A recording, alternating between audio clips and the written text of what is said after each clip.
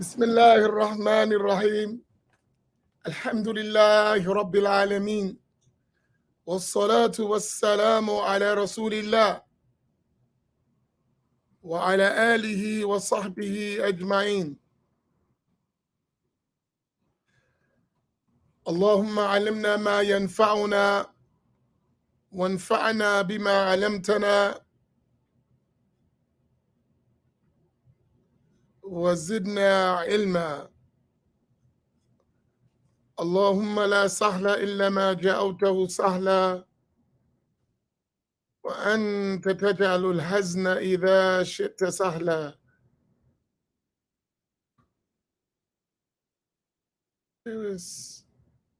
سبحانك لا علم لنا إلا ما علمتنا إنك أنت العليم الحكيم.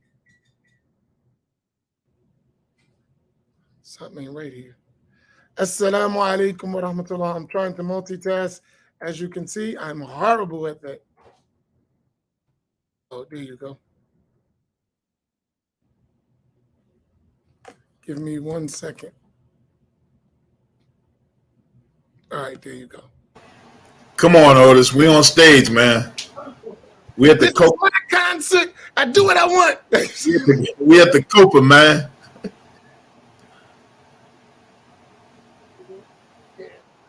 Gotta have some kava, man. All right, welcome, welcome, welcome. Shall we begin? Shall we begin? Welcome to the Black Imams Roundtable. I am your beloved brother, Imam Otis, and to my left is Imam Faheem Lee, the Imam of the Boom Bap. And below us, but definitely not in status, the great Imam genius, Imam Naeem Abdullah. And we are the three Islamic musketeers. The Islamic temptations. Ain't nobody coming to see you, Otis. Whatever one you want to call it. But tonight's show, as I'm trying to get my thoughts together,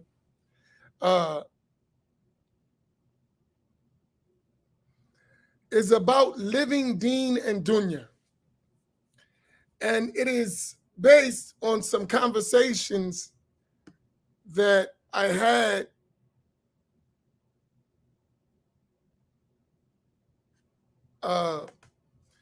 with several people about several things. And some things that happened in my life that made me really think about how important it is that we learn to live Deen and Dunya simultaneously in an excellent manner. Oftentimes, we talk about, I'm on my Deen, but we be slacking on our Dunya. And it has many bad effects. The fact that you so on your Deen, but slacking in your Dunya. So I thought to myself, why don't we talk about I'm on my Deen and Dunya?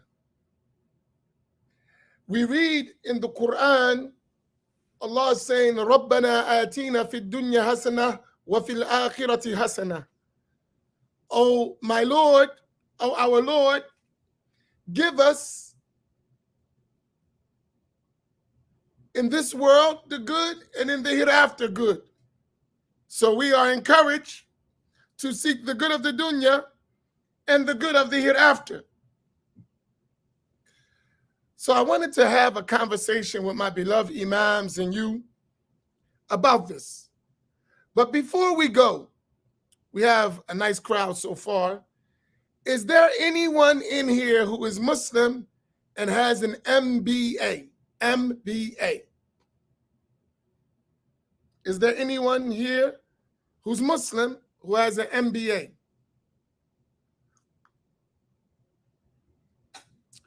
If so, I would love for you to join us. or be prepared to take some of our questions. So it's part of it. But before we do that, let me remind you of our cover fee that we kindly request of all of us every week, a minimum of $20. Hey, we got to match inflation. We got to match the increase of prices. So, inshallah, everyone would go ahead and make this happen so we don't wait to the middle of the show and go into the begging mode. Yesterday's suggestion is not today's suggestion. Right. let us, inflation is happening all around us. And in the Black Imams Roundtable, there is the cost of inflation kicking in, so we must meet it. And as you know, though I'm Otis and these are the Temptations, we are like Keep Sweat, we don't mind begging.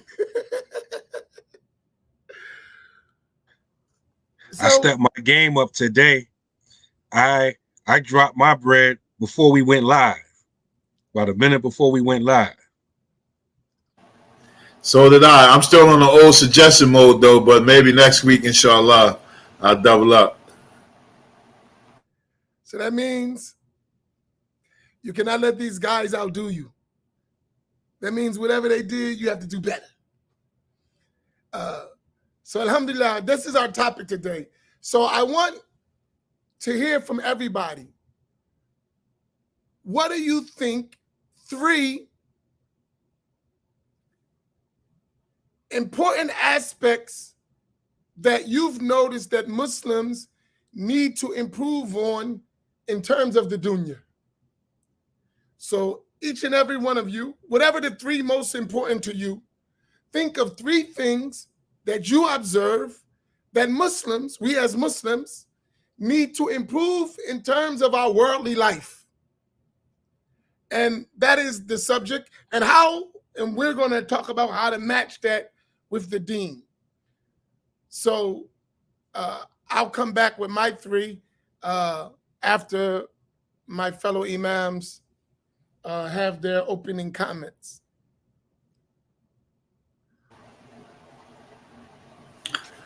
Assalamu alaikum. I'm not finished. Hold up. 1 second. Joking.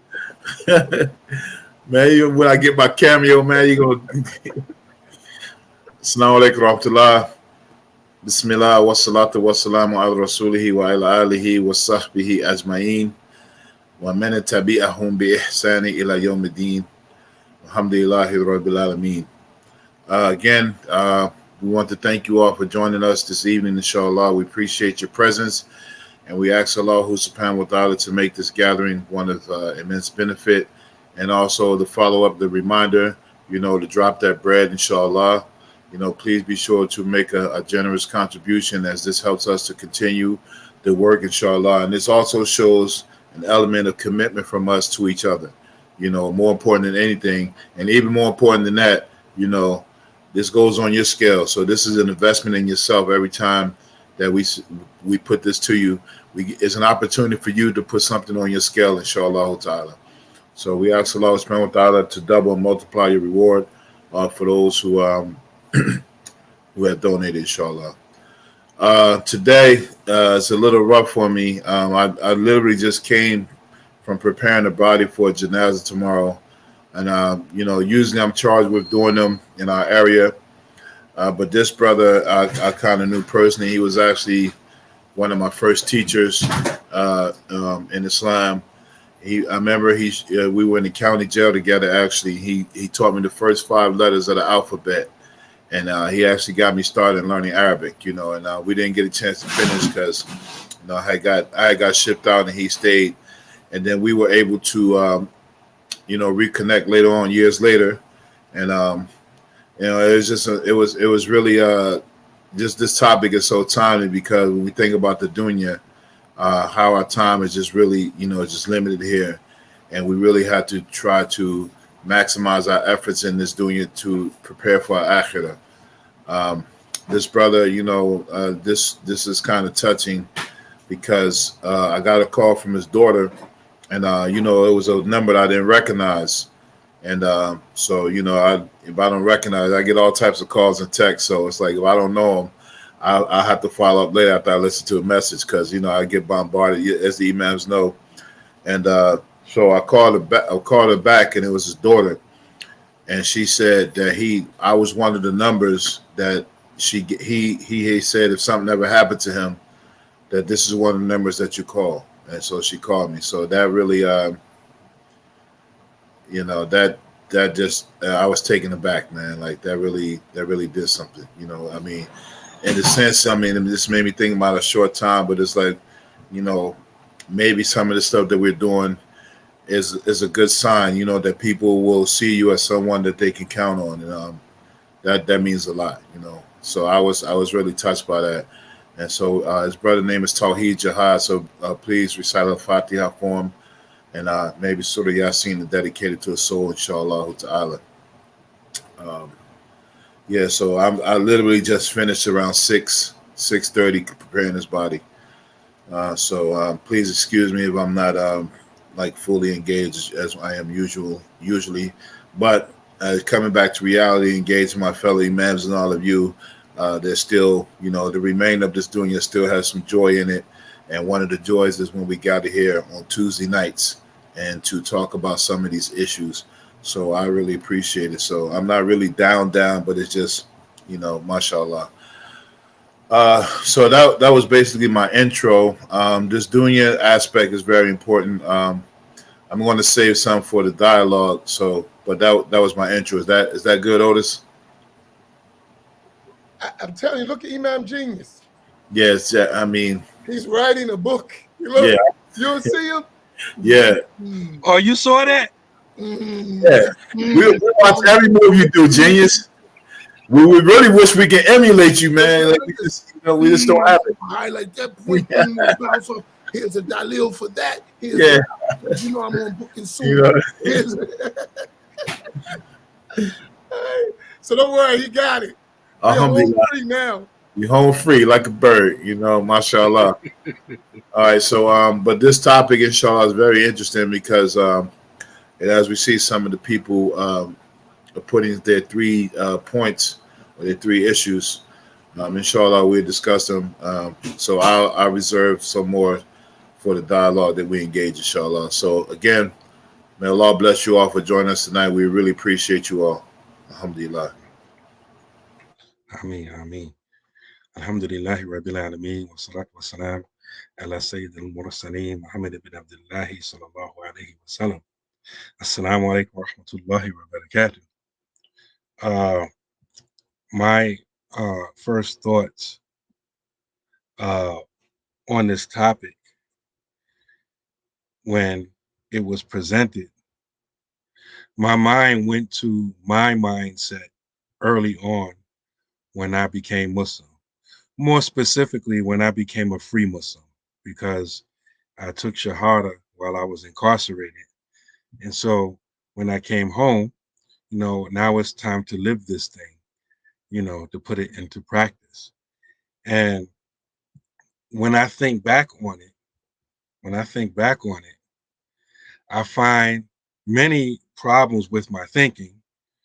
But one thing that stands out to me, I mentioned it before, several months ago on our Half Your Deen show. This is when Samira was in the Gambia. I was here, and I had 2 of my daughters on with me, Khadijah and Fatima. And they asked me the question, what was some things that you would do different with regards to raising them? Now, if you could do it over. And one of the things I said, and I think it applies here, is that I would pay more attention to my income, my money, because I have several skills, right? All of them are quite lucrative, right? But something in my mind, I don't know who put it there, where I got it from, But in my mind, I felt like there was a conflict between Deen and Dunya. Like, for example, like I would take menial jobs under the, with the under the pretext that, I'm safeguarding my Deen. Meaning I'm working third shift at night. Why?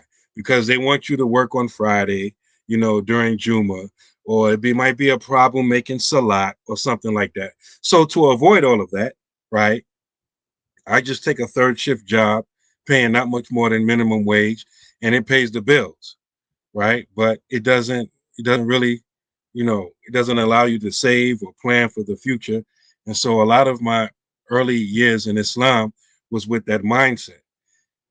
Thinking back, I would have uh, uh, stayed within my trade, my skill, and then just like built up from there. And any obstacles that I would have came with regards to my dunya, I would have just fought them as they happen. So when this topic came up, like I said, this is the first thing that came to my mind. Like, I wish I could identify where that mindset came from that I had. And I know a lot of us had this mindset that we're not going to really pay attention to the dunya, in this case, earning a living, right? Or getting a skill or a trade or a profession. We're not even going to pay attention to that because there's going to be some conflict between my practice of the deen and earning this money. So I'm just going to get whatever job, you know, or not get a job, just, uh, be a merchant, and not even be a high level merchant, just be a low level merchant and just work only enough to pay the bills. And then after that, I'm not concerned about that. I've done my job. I'm paying the bills. I'm taking care of my wife and all that kind of stuff. And, the electricity is not getting cut off. And so that's all I need. A lot of us had this mindset. Once again, I would love if someone can help us. Maybe someone has thought about it and can possibly identify where so many of us got this thinking from. So I told my daughters that if I was able to to go back in time, which we can, I would I, I would definitely pay more attention to that. And so those are my opening thoughts with regards to the subject, because that's what it brought me to mind. But now then you ask for three things regarding this dunya that we should focus on. And when you saw me writing, that's what I was writing down, those three things. I wasn't bringing dalil and proof and all that kind of stuff, right? Alhamdulillah. The first thing I would do, uh, as far as regarding this dunya, is thinking, acting, and moving as a people, as a community. Too many times we think and move and act as individuals and could care less about us as a people or a community or what have you. So that's number one. Number two, working smart, not hard. And that goes to what I just mentioned. A lot of times we would take unskilled jobs and third shift and all that kind of stuff, right? And then we end up working hard, right? When if we knew what type of professional skill that we had, we would get educated for it, get trained for it, and then go into that line of work instead of just working just to work. That's working hard, right? Right. So I put number two, working smart, not hard. And number three, have more of a concern for history, because history is extremely important, because nothing new really happens. The only thing that may change is the people or the names of the people or the places, but the things that happen in history, they repeat themselves over and over and over again. And a lot of times we fall into the same traps and have the same problems, but we don't know how to deal with it because we have an aversion or a distaste for learning in general and learning history in particular. So uh, learning history. Now I didn't put learning Deen because in my mind, that's like under Deen, but Islam. We're talking about Deen and Dunya. So these are with regards to the Dunya. And obviously these things work hand in hand along with the Deen, inshallah. That's it. That's all, folks.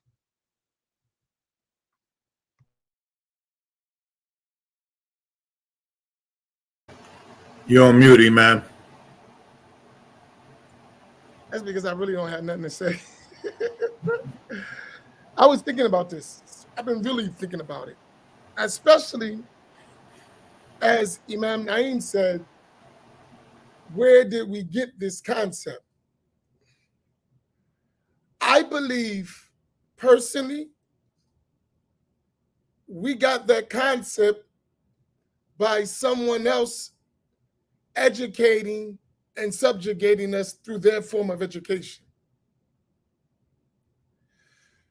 So there was a time in the Black community when we understood Islam as we thought it was. One of the main things that was a central part of our religious aspect was taking care of our world. So there was always this concept of business, entrepreneurship, community.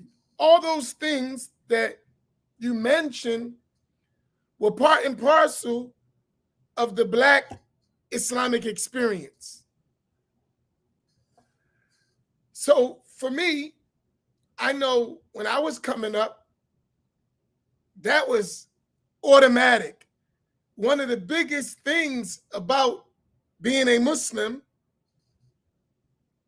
and I say this because as we learn later, some of our religious concepts were incorrect. But our dunya concepts were nothing wrong with them in and of themselves. So it was an honor to do your own business. Even if you were a merchant, a vendor, a hustler on the corner selling oils and incense or pamphlets or jewelry, you had the mindset of do for self. And you understood the essential element of community. Because one of the things that we used to do when, and I'm talking about since I was real little, like 12 years old, 13, 14, right? Our mindset, I'm talking about at that age, every day I would go out selling my oils, my incense, books. Later on, as I get crafty, jewelry, right? At that time, all kinds of stuff. I was conscious to have my own money. And not only that, I was also conscious that a portion of my money needs to go to community building. I remember going around the neighborhoods talking about we raising money for a school for the 144,000. But look at the mindset. I was a kid. Look at my mind though. I was making my own money and it was going in my pocket. Right? But in the same time, I was conscious that some of that money should go for a bigger cause. So I understood those. And the other thing that I think happened with others, that we became arrogant when we learned, quote unquote, proper Islam. And what I mean by arrogant, those things that we did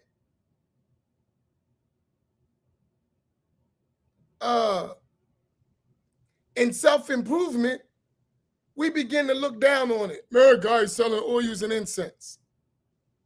Or that, and now we took it that to have dignity, you got to go work for Mr. Charlie. I'm talking about, because this was a common among everyone, Ansars, Nation, Sunni, Black people that were in Islam all did it, no matter who you were, right? But it seems like when we seem to get knowledge, we went from independence to servitude in the system, right? So I think that's one point. And I would put that under 3 categories. As far as dunya, entrepreneurship, careers,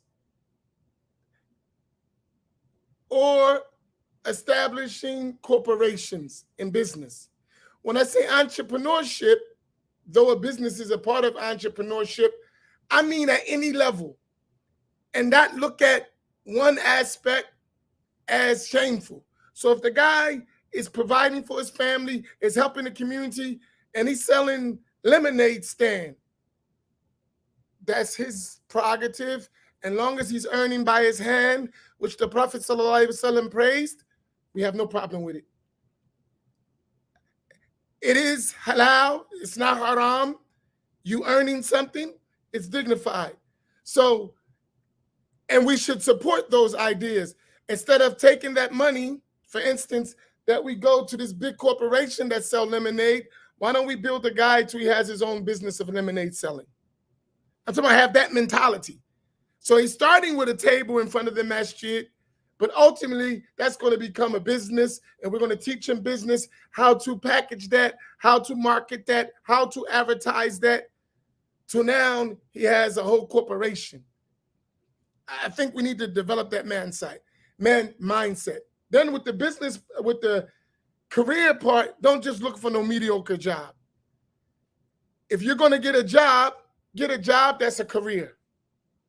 That we start teaching that.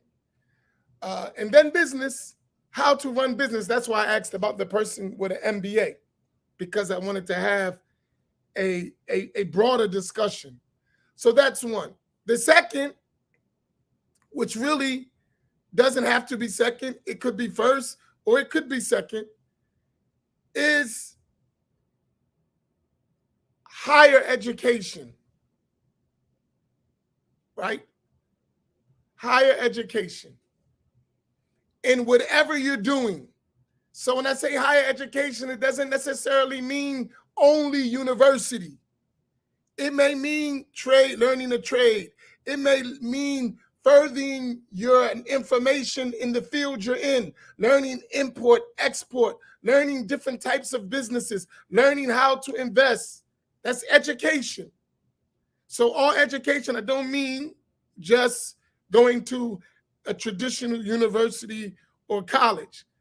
I mean education in terms of how to move in the world, right? And then the third aspect, my third thing,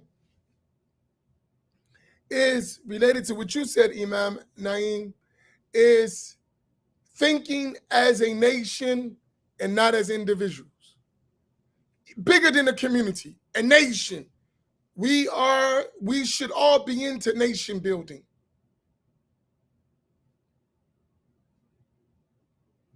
Do we have Venmo? I don't think so. Someone asked that question. I don't think so, no. Maybe we'll get it later. I don't even know what Venmo is. So those are my 3. And I think the third part is just as important from the worldly standpoint as the first 2 that I mentioned. So these are my thoughts. Okay. I guess I'll go on my 3. So the first one is when we talk about Deen and Dunya, balancing it. I think the first one, in my view, is that we make a distinction between Dunya and love of Dunya. Make the distinction between Dunya and love of Dunya.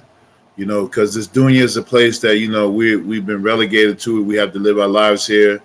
And Allah subhanahu wa ta'ala has gave us everything at our disposal to live in it. And we are tasked with, you know, operating in it, you know, progressing in it, but not loving it, you know. As some of the spiritual masters used to say, that you hold the dunya in your hand, but not in your heart. you know. And I think sometimes many of us we might miss that.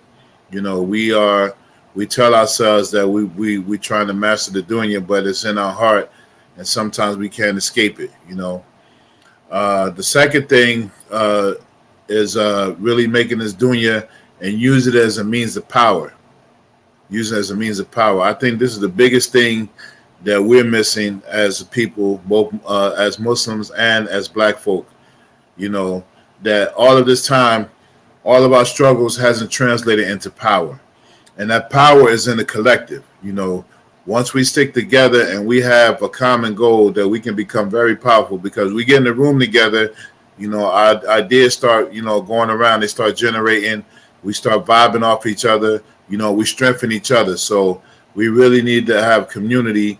And then, you know, stuff just, you know, Allah sends the stuff that we need when we put it together. You know, you think about when the Prophet ﷺ came to Medina, you know, he started uniting the brothers, you know, and he set up the central place of worship, you know.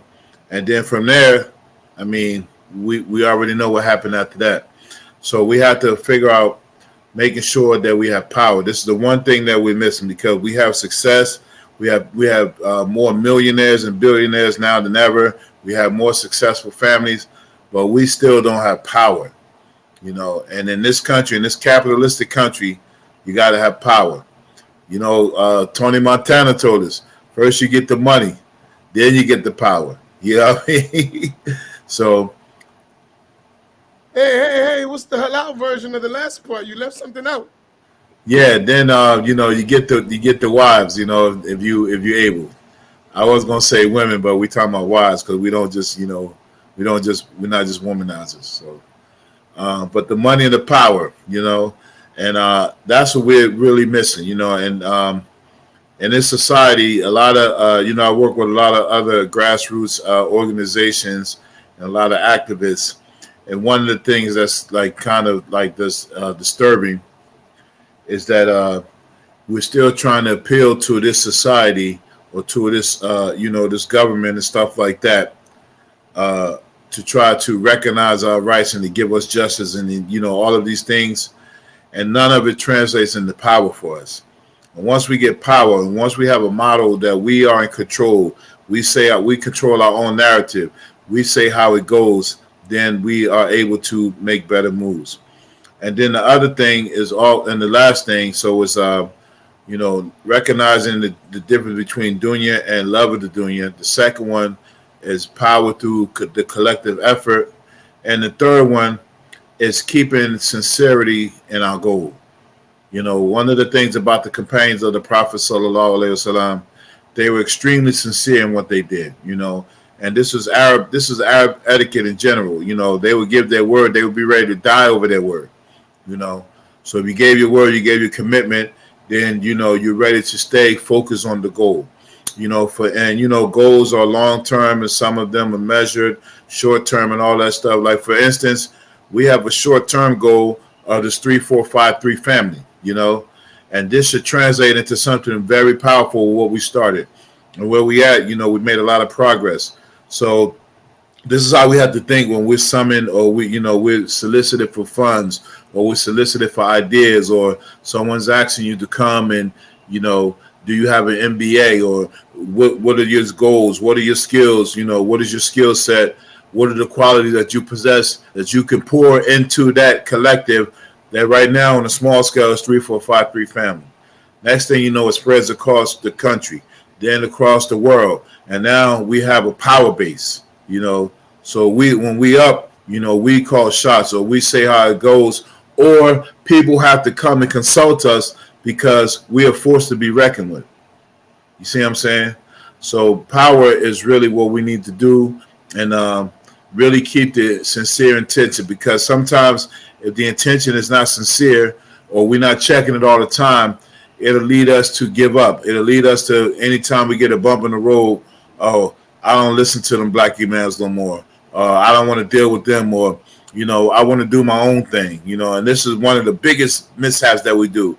Whenever we get a collective, somebody wants to always try to do something else, you know, and we just need to keep it together, you know, and move forward as a unit, you know. And that's how we, you know, like wolves running in packs. You know what I mean? Nobody's gonna attack us as wolves when we running in the pack. You know what I mean? And we devouring everything in our path. You know, so we need to keep that kind of mindset that we stand together. And I always like this statement that says that, you know, I forget, it was one of the prime ministers in Britain. He said, we don't have permanent friends or permanent enemies, but permanent interests, you know. And of course, our permanent interest is making sure that Allah's word is uppermost in the land, and making sure that Islam is well established, and that we are really empowering our people as Muslims, you know. And that takes a really concentrated effort and staying together, you know. I remember one time it was this comedian. He said, I saw something that really delighted my eyes. He said, I saw a Chinese bum. And what he meant by it was, like, usually when you see bums, it's our people, or you know, poor white trash, but you don't see other ethnic groups where their people on the street or their people are without, you know, because they take care of them. You know what I'm saying? So we need to have that kind of power that when any one of us is in the jam, you know, there is a network that they can rely on. You know, there's somebody they can call. Okay, there's a stipend here. There's a house waiting here. Here's some type of grant. Here's some type of business idea. You can connect with this person for this kind of training. And we need to do that amongst ourselves, you know, and be a nation within a nation. A nation within a nation. So, you know, understanding what Deen and Dunya and love of the Dunya, power in the collective, and sincere intention in keeping the goal, inshallah ta'ala. So I was thinking about what you're saying, Imam, and it just like added to that.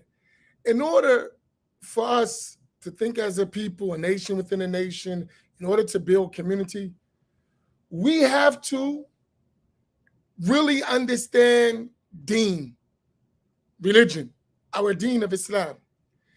And our Deen of Islam necessitates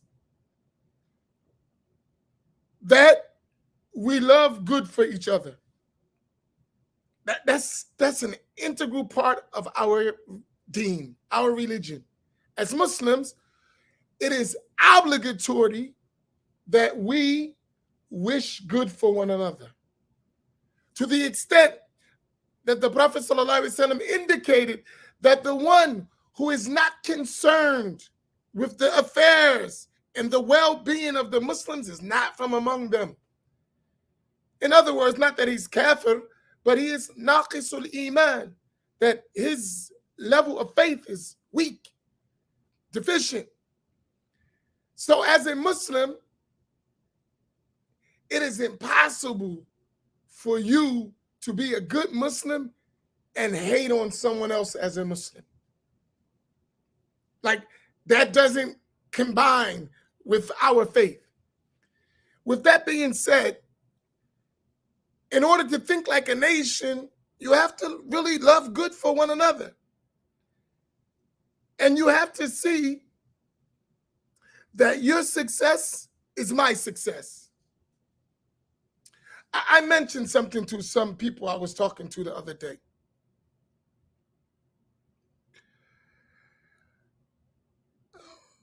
I had a deep, I'll share it, not the conversation of who.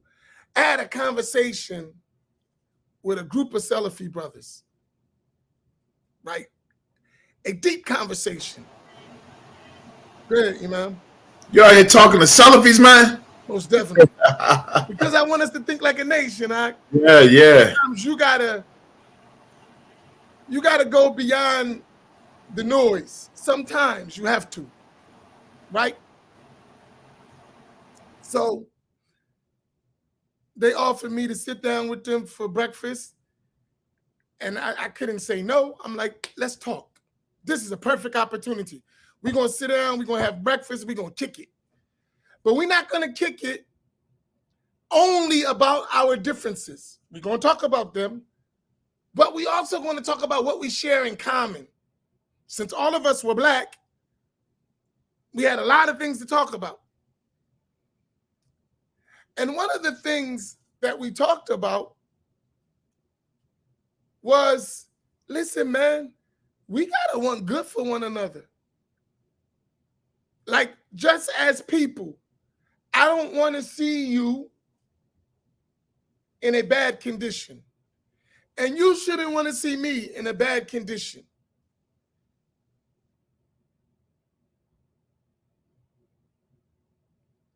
You can't want to see each other doing bad. I don't want to see you a failure. You shouldn't want to see me as a failure. Just from the point of us being Muslim. So even if you think I am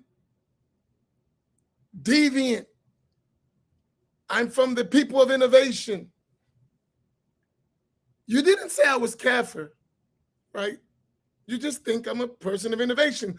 So therefore, to you, I am a Muslim. So as a Muslim, you should want good for me, just as a Muslim. Likewise, if I thought the same about you, right? As a Muslim, so long as we deem each other Muslim, then there is a certain level of love we got to have for one another, despite our differences. And when we was having that conversation, it allowed us to discuss our differences without becoming angry with one another. It was a whole different look at discussing the difference, right? So yeah, we got differences in creed. We could talk about that and then get to understanding why, and it's not a hostile conversation because, hey, at the end of the day, my foundation is that I'm a Muslim. Your foundation is that you're a Muslim. Unless something obvious, and I mean obvious, not we want to make you a non-Muslim, something is obvious that makes you a non-Muslim. Even if I think you're wrong as 2 left foot, 2 left feet, still there is something there that I got to have a certain concern, right?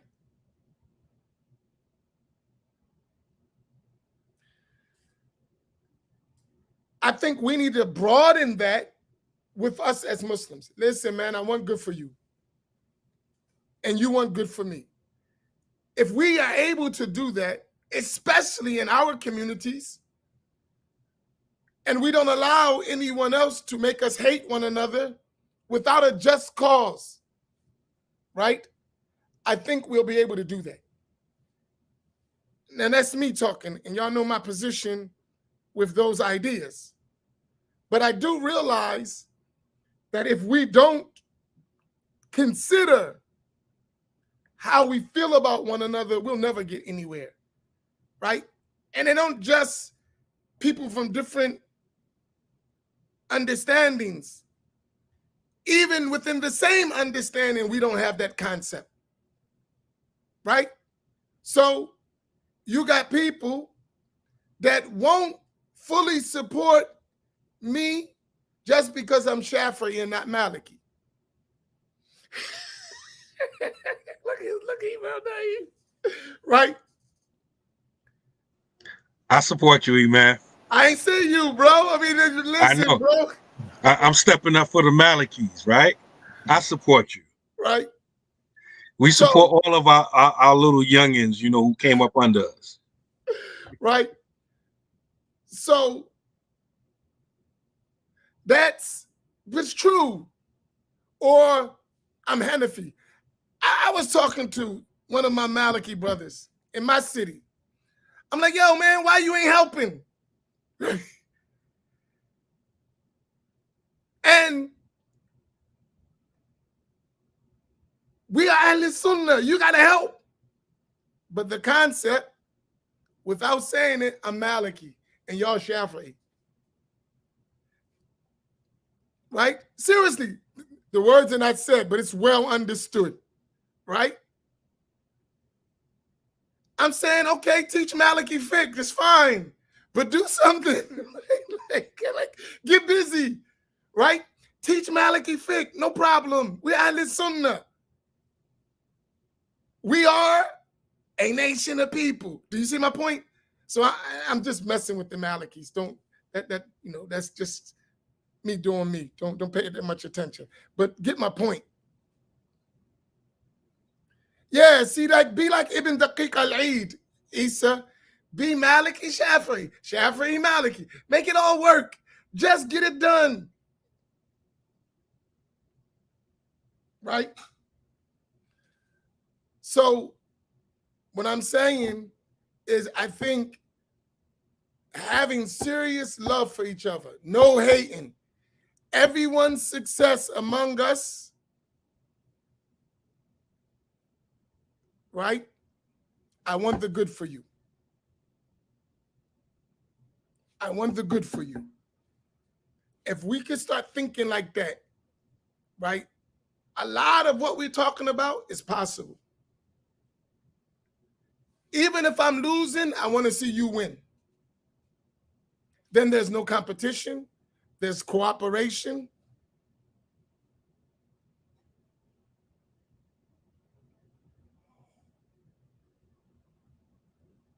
And I think that's essential for nation building, especially as Black people.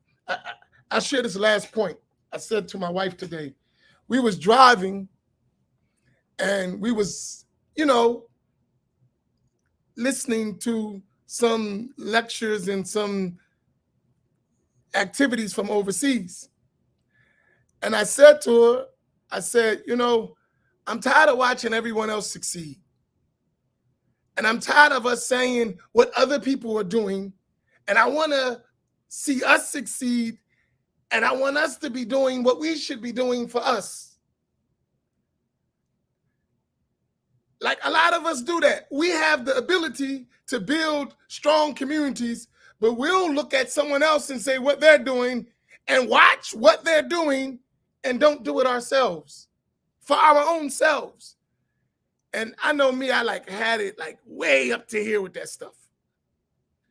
Not that I hate on everyone else. I want you to succeed. You Muslim, alhamdulillah.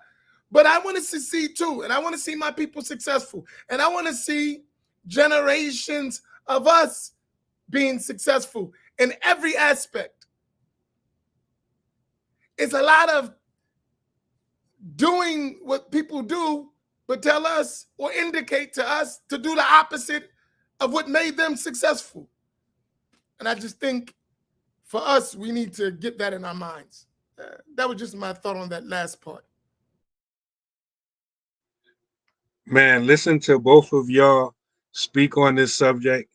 My mind has really been stuck on, most of us say that we want the same thing. Like your answer to those three questions, a lot of us said community, group, nation, building, unity. A lot of us said that, right? And my mind is that we all say that we want that. But when things or people or ideas come into the mix that undermines that, why aren't we as active in stopping those things? Like, for example, whenever a group of us come together, right, to do some good, there's always somebody from the outside who will try to isolate one of the people or a group of the people working together to separate them from the group or to cause division in the group. And I think we need to spend more time talking about those things, because people don't just wake up one morning like, oh, I hate them, right? No, a lot of times it's a seed that was planted a long time ago, and it's just being watered and watered and watered till now you see it bearing fruit. I hope you can understand what I mean. Like, for example, no matter what we do, like, for example, we came together, Black Imams Roundtable. And you would think that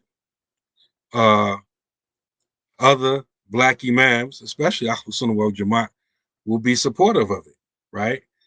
But you see people that don't, even if they're not a part of it, they're not helping, they're not supporting from a distance, they're not encouraging, they're actually actively working against it. And they're actively trying to undermine everything we're trying to do. And I'm sure all of us have people in our individual communities that are like that, and they go after certain people to undermine what we all say that we want, whether it be I can give a lot of examples. I don't want to give more examples. I hope you understand what I'm trying to say, right? You about to say something?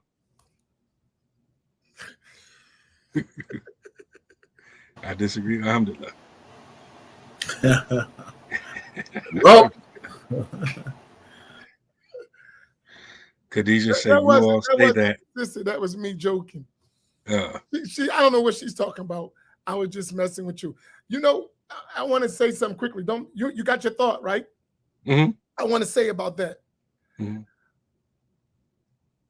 I don't think all the time the lack of support is necessarily due to hating on us or not wanting us to be unified, as much as it is to the individualism among us, which necessitates us to do things to survive. Did you follow what I said? I follow. Imam Faheem, you with me on this? I do not follow. I do not understand. I do not agree. I do not accept. Order in the court. Right? Yeah, I'm with you. So I'll give you an example. I was thinking about this. Let's be frank. I know people that are Ahl Sunnah. They are Ahl Sunnah, no doubt. 100%. They are Shafi'i, they are Maliki, they are Hanafi, and they are Hanbali.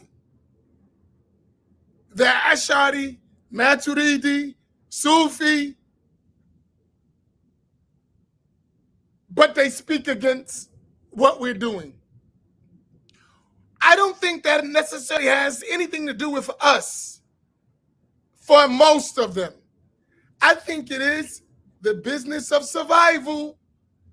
The more they highlight or we're highlighted, and this goes back and forth, the less people worry about their followers. You know how hard it is doing what we do? Because when we come together, all of us run the risk of losing supporters if we don't educate them properly, right? So if I share a platform with you, I run the risk of the people at Masjid Muhammad supporting Masjid Mu'min or Quba school. And we are poor people in general. When I say poor, we don't have a lot of money that's used wisely. We have a lot of money that's not used wisely, right? So if they give to Masjid Mu'min, that's going to take from Masjid Muhammad. If they real generous and give to Masjid Mu'min and Quba school, Masjid Muhammad is dead in the water, right? So with our mindsets, if we don't think as a group and we don't have this concept, I want you to succeed, that floats in the back of our minds. Do you understand what I'm saying? So that may be the reason why we don't support sometimes. And that's why, from my side, I diligently promote other people's stuff so that don't happen to my mind, right? So whatever somebody else is doing, I share it, I support it, I encourage people to support it, so that I don't give Shaitan that space in my brain. And I realize, and I push myself to realize, sustenance comes from Allah. Whatever Allah Tabarak wa Ta'ala decreed to you, nothing's going to come away from that. You're going to get it when He willed it for you eternally, nothing else. So don't worry about what's going in someone else's mouth. That's not going to stop what is supposed to go in your mouth. But that's a concept that needs to be reiterated for us to cooperate. Because it's true, right? Sometimes, you know it, people they're going to like different things.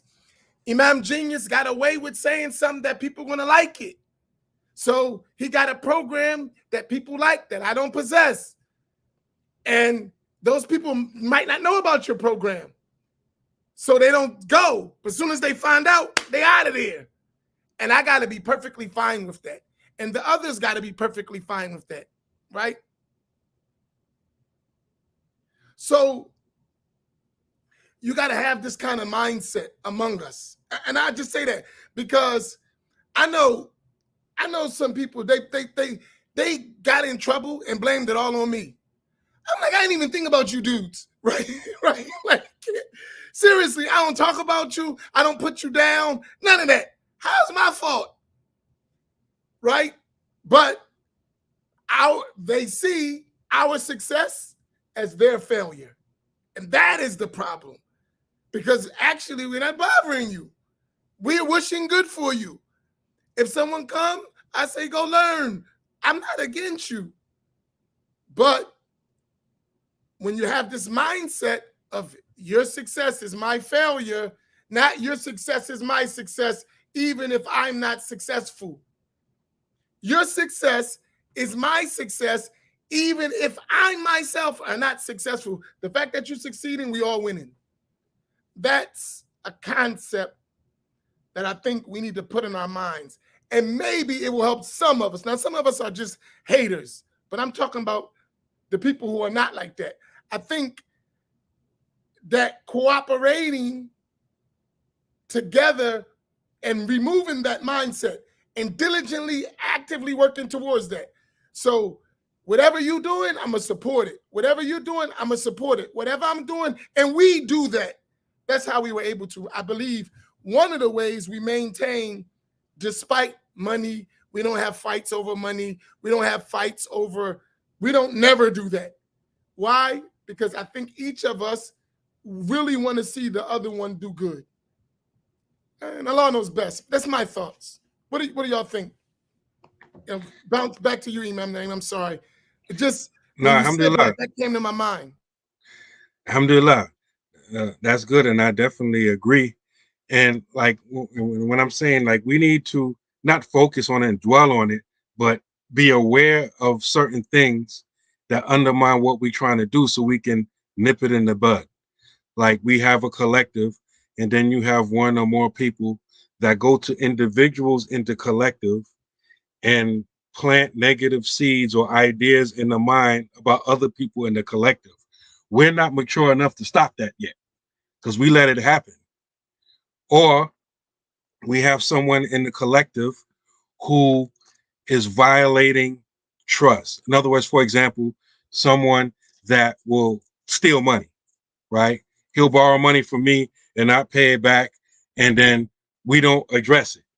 And then till he robs someone else or steals money from someone else, and then now we all get the blame. Don't mess with them because I dealt with one of them brothers and he got me for my money. He beat me, right? That happens a lot. And so I guess what I'm trying to say is that we need to not only talk about unity, but at the same time, develop mechanisms to stop or prevent those things which will undermine our unity. We usually don't go that far, with those type of things. And then we wonder, why everything crumbled. Why everything crumbled? Because we had a good idea, we were organized, we were this or that, but everything we allow things to run rampant, which will undermine everything that keeps us together. Trust, wanting for each other what we want for ourselves. We allowed certain people's egos to run wild. We allow that stuff to happen, and we don't stop it. And then we wonder why we don't trust each other. So that's what I want to say.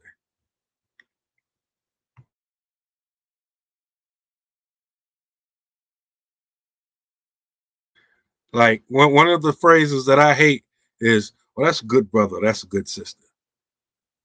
Right? How do you know that's a good brother, a good sister? That's not what everybody else says, right?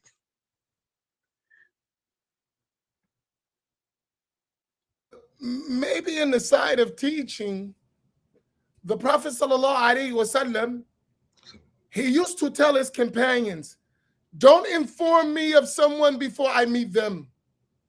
Sallallahu alaihi wasallam. That's wise. He said, I like to meet people with a clear heart.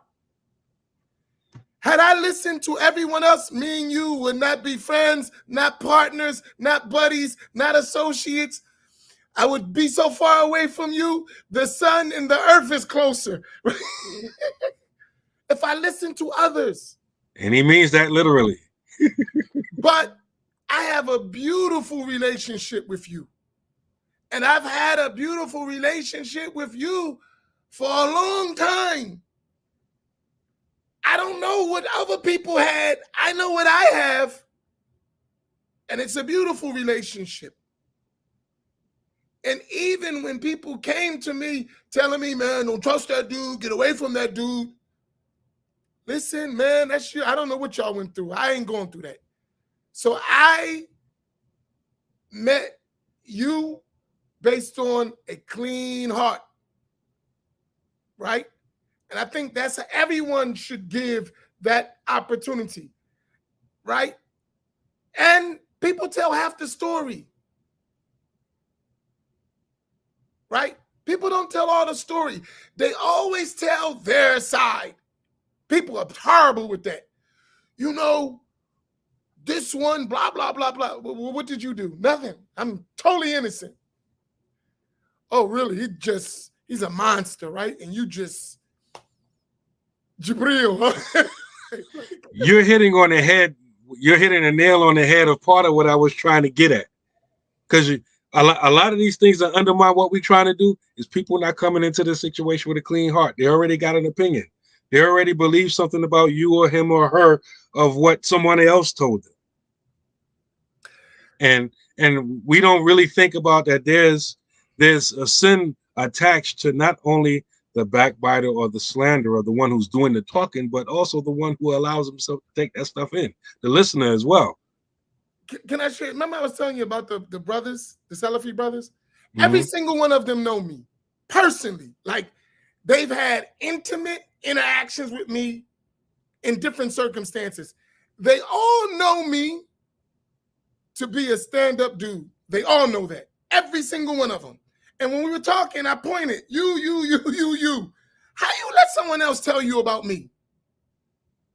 That you know me firsthand more than the one who's telling you about me. Right? Forget all that other stuff. You know me. You know me as a brother. I've always been a brother to you. You don't know nothing but me as a person, but good. Right? How you let someone tell you something bad about me? From your own experience, you know that's not true.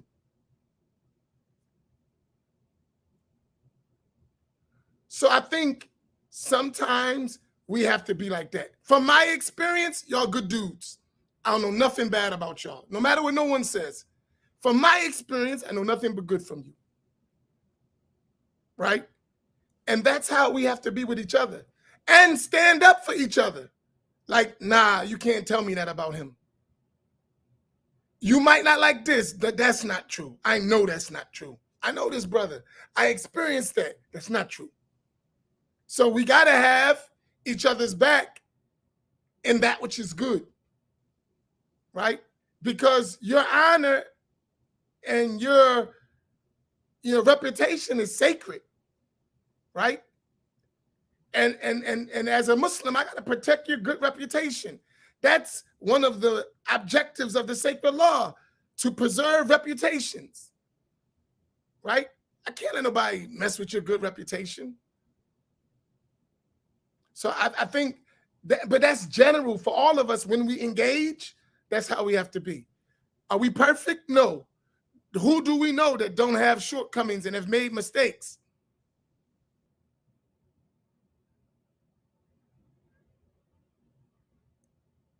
Come on, man. Be fair, right? That's like when you get those couples. I'm sorry, going long. But when you get these couples, and if you talk to the husband by himself, the wife is the worst person in the planet. You talk to the wife by herself, the husband's the worst in the planet. Put them together, discover it ain't even like that. You exaggerating. You ain't, you're not being totally transparent.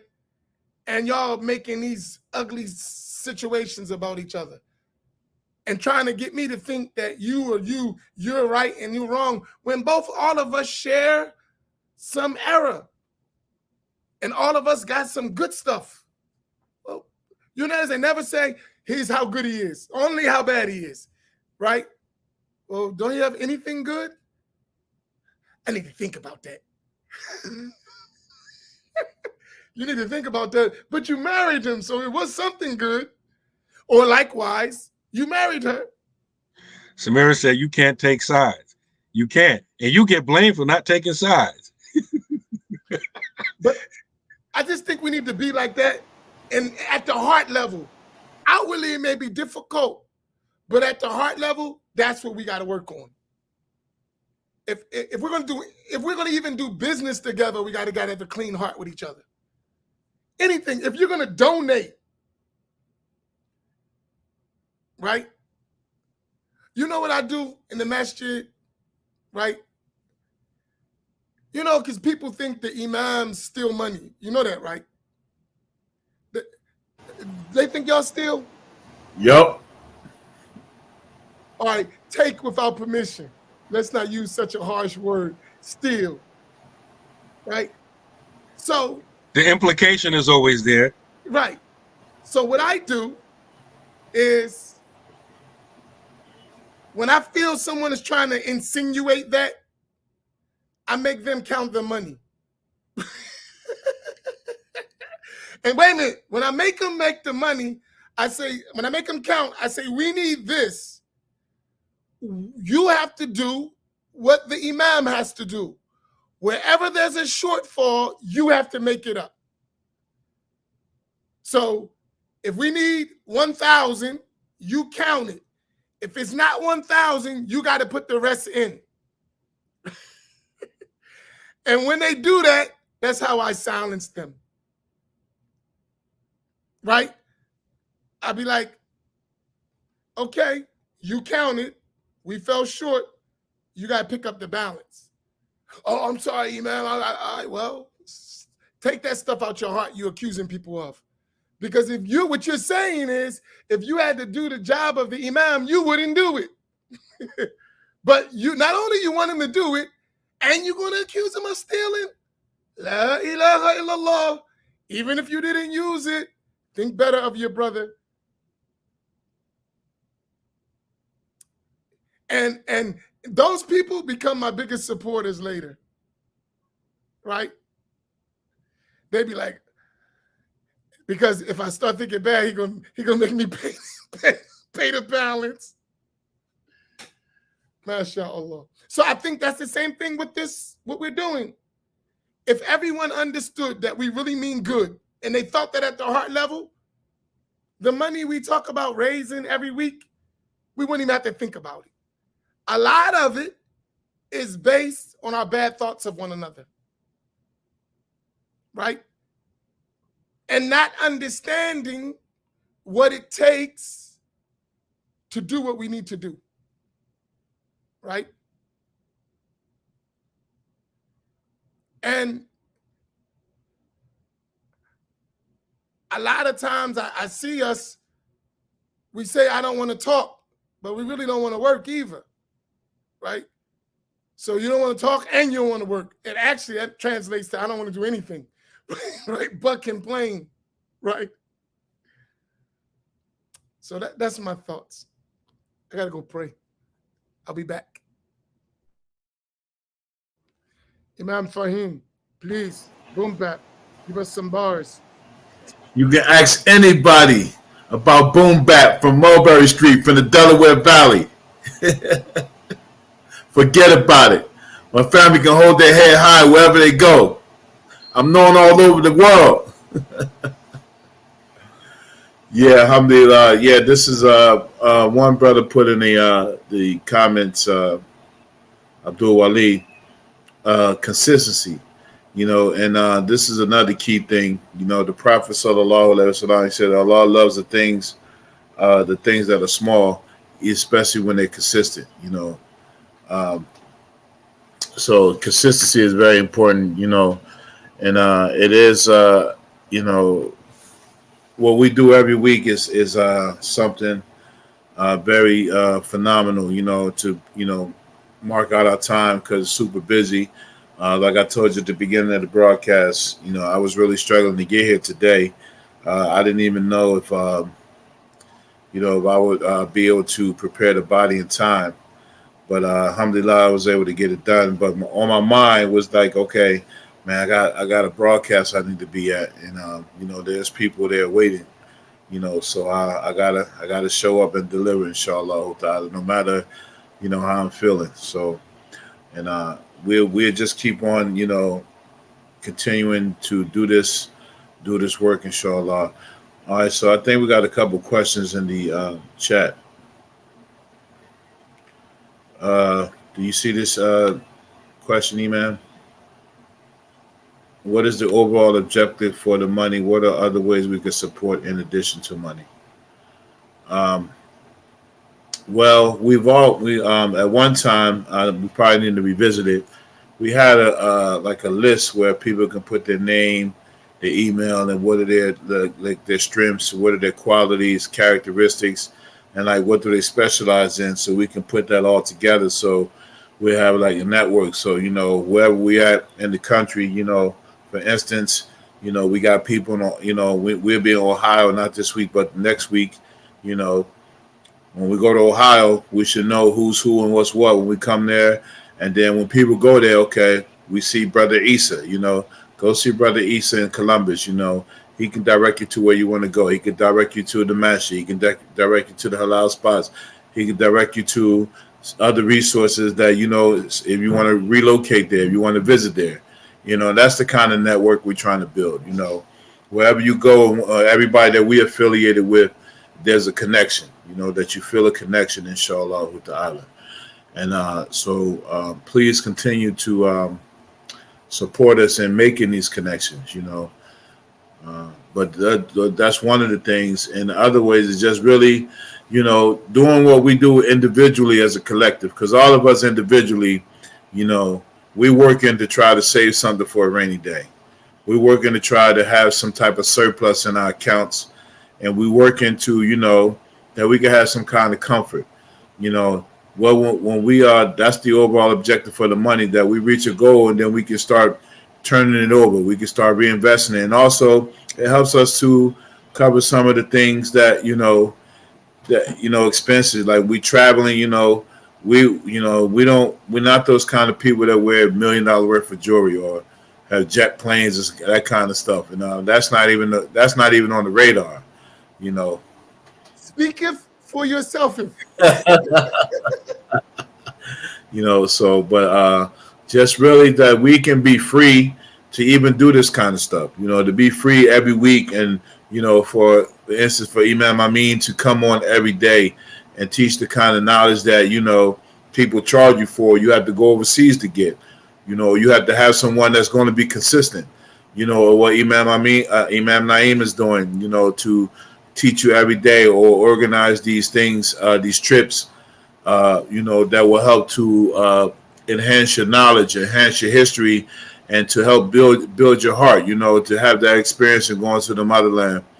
And, I don't really do too much online, inshallah. I got to match it. But just like if you come to my city or you engage me personally, I match your service, and, there are people who can attest to that. I give you my time. I give you my energy. I'll follow up with you and stuff like that. So, but all of that collectively is what makes up, the head of this 3453 family. And then with you all support, it just helps us to grow. So, it's not just money, it's not just money. Showing up here every week, being consistent, that we know people on a first name basis. We know who's going to be in our classes, who knows who's going to come to our events. All of that is part of it, inshallah. Imam Naeem, if you want to answer that question, I have a lengthy answer for that question, because I believe that question is a barrier, is an obstacle for many of us to do what we can do to support what we're doing.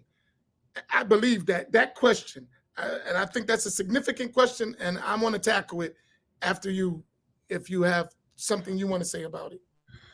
The only thing I was going to say was that I think that your wife, Isla, really summarized all what Imam Faheem was saying when she answered her in the comments, saying the objective of the money is to support the Imam spreading a dawah and help build communities of Ahl Sunnah wal Jama'ah across the nation. I think she like really summarized what Imam Faheem was saying. That's the only thing I was going to say.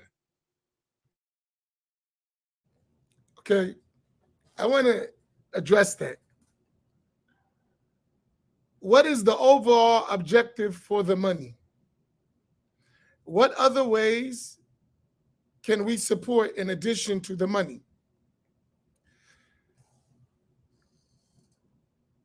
Overall objective for the money is to further spread Islam in accordance to the methodology of Ahl Sunnati wal Jama'ah. That's the umbrella. Everything we do is to spread the deen according to the correct methodology of Ahl Sunnati wal Jama'ah. That's the umbrella. And Ahl Sunnati wal Jama'ah, that methodology based on the hadith of Jibreel is 3 fields of study and methodology according to those fields.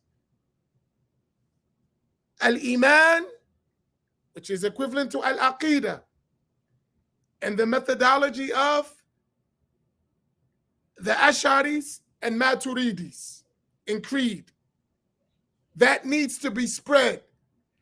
Just the area of Aqidah requires at least $1 million of expenses if you're serious about doing da'wah. That alone,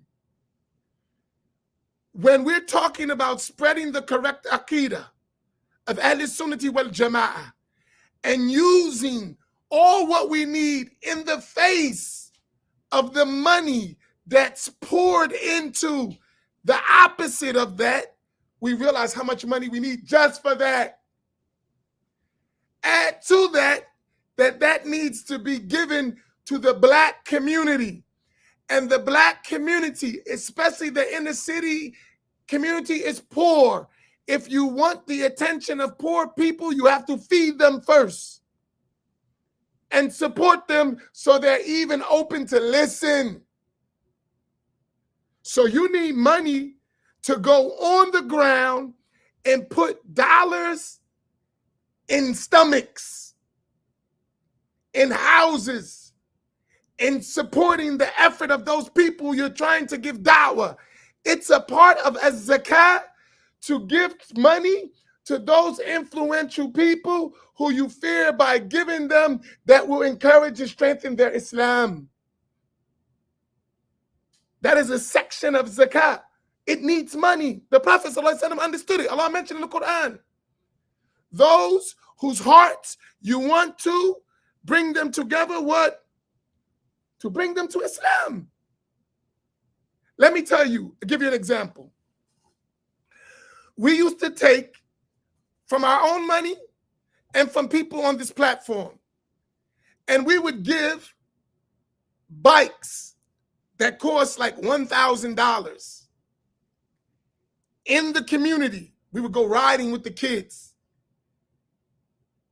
The love that those kids had for the Muslim, from seeing that, it inspired a lot of them. We used to go door to door, full course meals, knocking on the doors, taking addresses and feeding the people in the projects. Mad love that they saw from Muslims, right?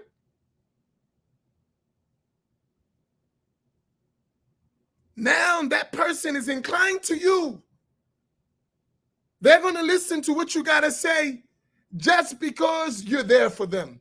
Especially they're poor, they need. When you come through and a single mom is struggling with 4 kids and you say, here's a meal for all of y'all. Here's clothes. Here's a shopping card to go get food for your kids, and then you talking to them about Deen at the same time. That's winning hearts. If you serious, just coming to talking to somebody and they in a situation like that, then they're even not in the position to listen to you, right? So that's one.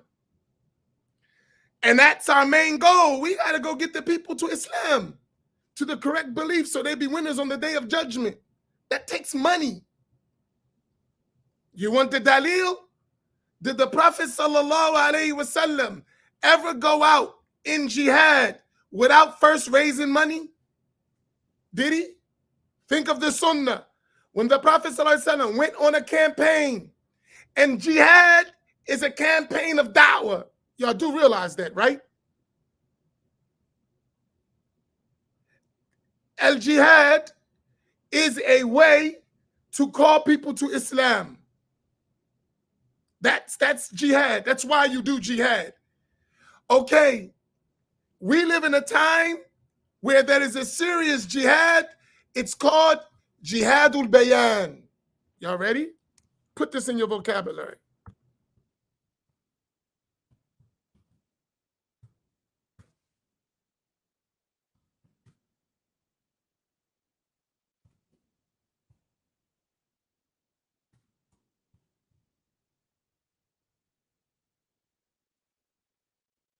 Excuse me, I'm a slow typer.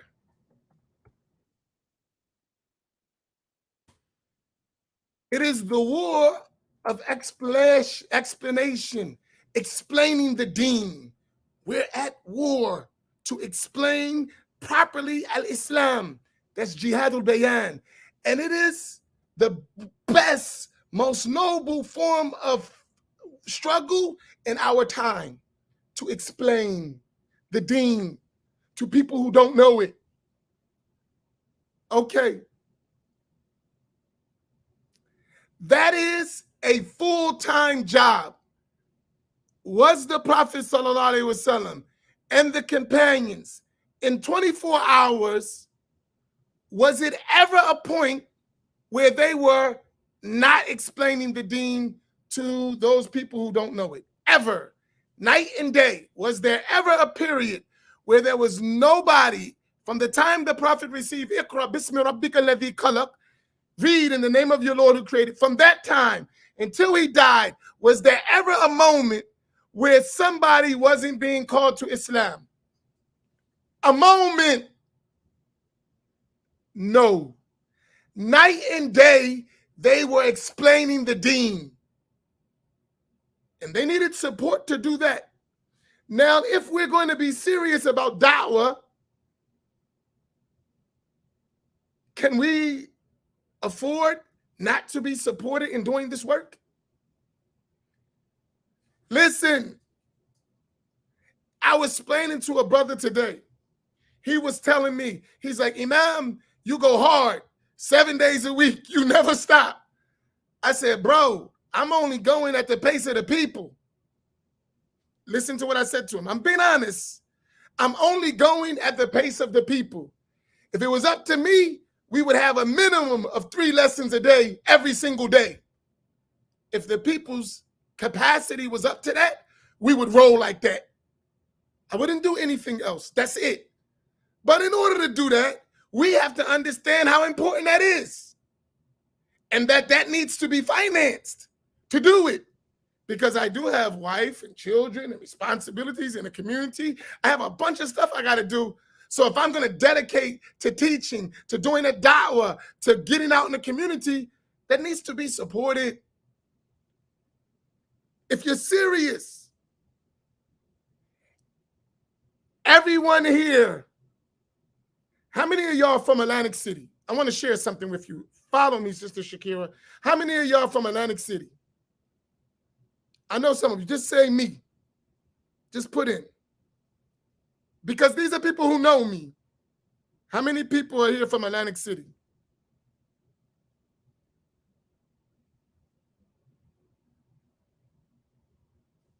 And also, I get to take a shot at somebody. So all these people from Atlantic City, They say, I give too much time to you online. Well, the same time I give to you, they're available too. Where you at? Right? Any of those people, you can ask them, how much did this guy want to do? They witness it. They live with me. They see it. We're always pushing to do more. But we only can do to the level of our support. That's it. But if it was up to me, we would be 24-hour station. It will always be something. Guess what? I know many communities who are going around the clock teaching. They're doing it, but they're supported. They're funded, right? They're around the clock. They're teaching. They got 24-hour radio, 24 hours satellites, classes, day, night, different teachers. They're at it. And community groundwork. They're doing it. I know them in other communities around the world, but they're supported. They're not doing what we're doing. I remember in Beirut, they were trying to do what we're doing, Lebanese people. The women, listen to me, the women, they collected in one session 30 kilos of gold from the women. Do you hear what I just said? 30 kilos of gold from the women alone. They were taking off their gold jewelry and putting it in buckets. 30 kilos of gold. Now, Imam Faheem, I know you was in the pharmaceutical business. Yes, I was a pharmaceutical specialist for a number of years. In your wildest imagination, how much would 30 kilos of gold be equivalent to? Gold. I don't know, but it was worth my man losing his life, man, trying to get the kilos, get the yayo. Let me give you an example of that, because I was in the pharmaceutical business before too, so I know the value of 1 kilo.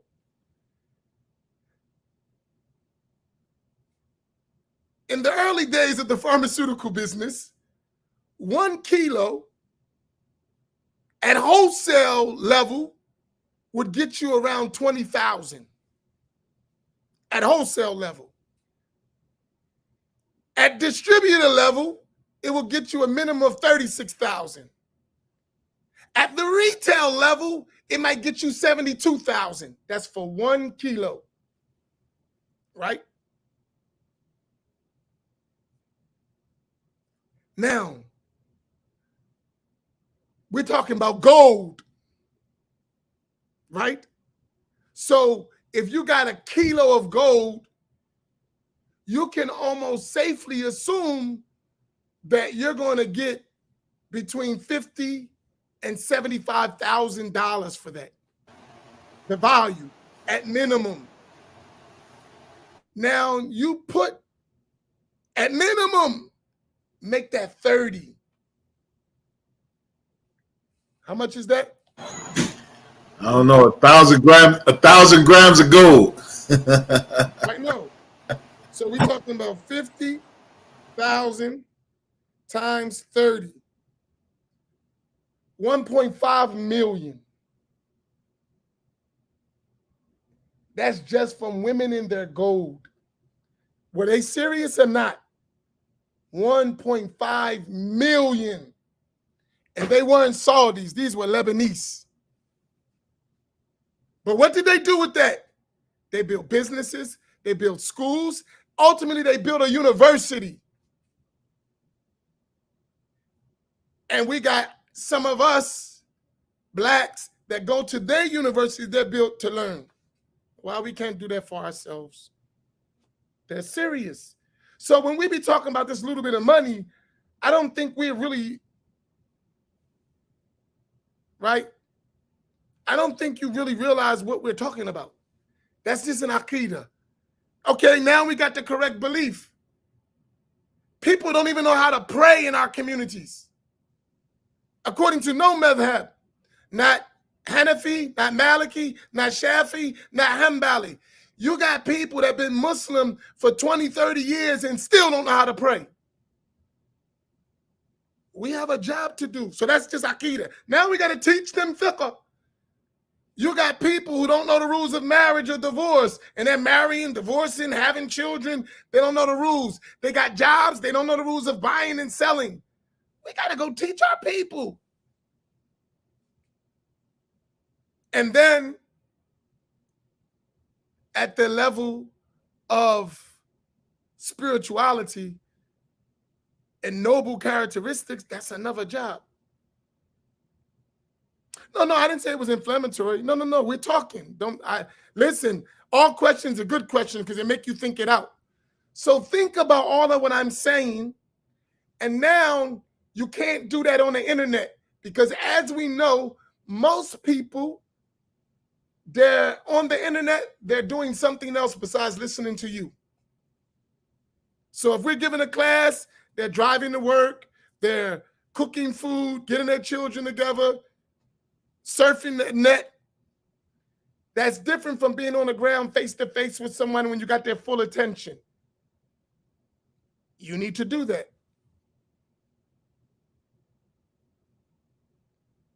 Do you follow what I'm saying? Do y'all get a kind of, and that's just touching the surface of what we need even before we get to establishing business. Do you understand my point? I know that was kind of lengthy, but that was a summary of what I really want to talk about when it comes to that issue. If we're serious, do you know how much money is poured into Salafi Wahhabi thought? Do you have any idea? Hundreds of millions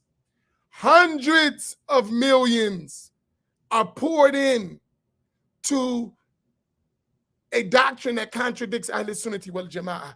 And we're talking about going up against that, struggling to give $500 a week. You're not serious. You're playing games. That doesn't diminish what we're doing because we have to work with what we have to work with. But let's not fool ourselves. We're not playing ballers. We are in the amateur leagues.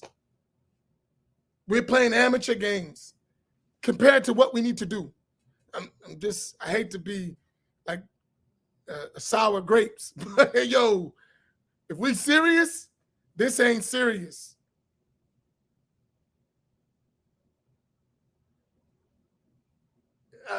If y'all follow me. And there are steps we need. So for the one who doesn't have money, what can you do? Arrange stuff in your house. Arrange lessons in your house so we can come to your house with people, with your families, with your friends, with your neighbors, and we can teach. And with this money, we will come.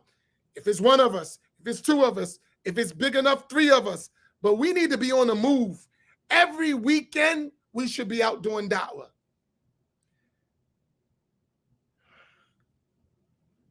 Let me share something. I hope my friend doesn't get mad at me sharing something with you, but I'm going to share it anyway. If he get mad, we'll make up, right? How many of you have heard Al-Maqasid in Allentown, Pennsylvania, with Sheikh Yahya Rodis? He's a Caucasian American Muslim convert. Famous, studied in Yemen, studied in Syria, studied in Mauritania. How many of you heard of Sheikh Yahya and his organization Al-Maqasid in Allentown, Pennsylvania?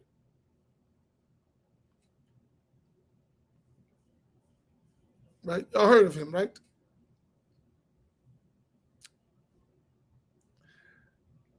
He's my friend. And he's really a friend of mine, right? And a brother, right? I remember when they had a rented building, no money, and just an idea. And Me and him traveled all around the country, outside the country.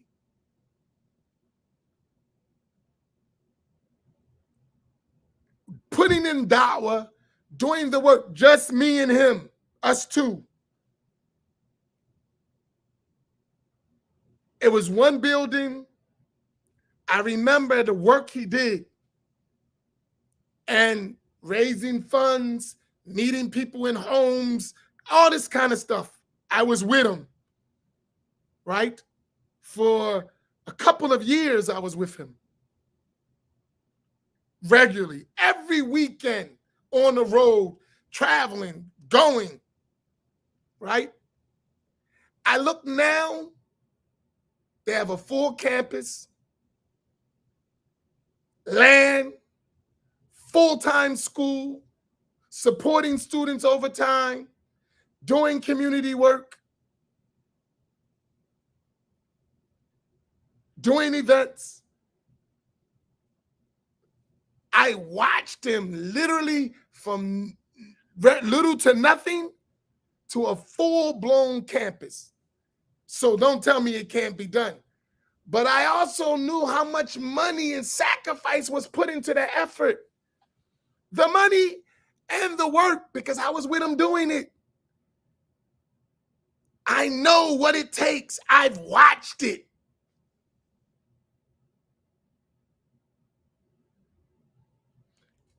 I watched Sheikh Abdul Karim Yahya of Darul Rahmah.